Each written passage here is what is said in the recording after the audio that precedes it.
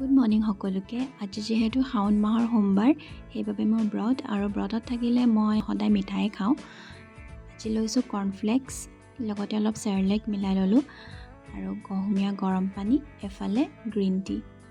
জাহাজী কল এটা দেখি কৰ্ণফ্লেক্সৰ লগতে কাটি ল'লোঁ আৰু এফালে ল'লোঁ হাতত আইচক্ৰীম বৰফি। খাই যে বৰ ভাল লাগে। আমাৰ ঘৰত কাম লগাই থকাৰ বাবে অলপমান ৱেল্ডিঙৰ আৱাজবোৰ শুনি থাকিব পাৰে, প্লিজ ইগন'ৰ কৰিব দেই। আজি মই আপোনালোকক দেখাম আমাৰ লিয়াক মতা এটা টেকনিক। তাই খানাৰ বটলটো এনেকৈ জোকাৰি দিলে মুখলৈ চাই ৰৈ যায়হি। তাই বুজি পায় তাইৰ খানা যে তাতেই আছে। এই বস্তুটো কোনে কোনে চিনি পাইছে বাৰু? মায়ে কাটি থকা দেখিহে গম পাইছোঁ এইটো বোলে কুজি থেকেৰা। কুজি থেকেৰা কিয় কয় জানেনে? এই থেকেৰাটোত এটা কোজ আছে যে, সেইকাৰণে বোলে কুজি থেকেৰা বুলি কয়। থেকেৰাখিনি কাটি শেষ হোৱাৰ পিছত মই শুকাবলৈ বুলি ৰ'দত দি আহিলোঁ। মায়ে বোলে আচাৰ বনাব। আচাৰ বনালে বাৰু আপোনালোকক দেখুৱাম দেই।